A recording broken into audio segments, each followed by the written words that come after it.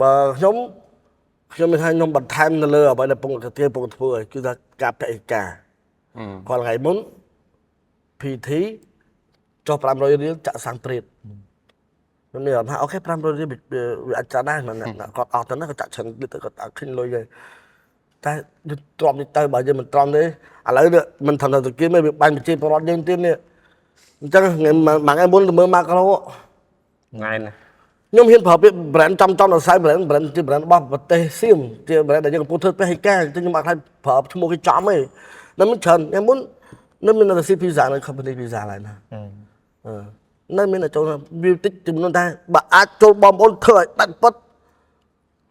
ខ្ញុំដឹងថា PT អ្នកដែលគាត់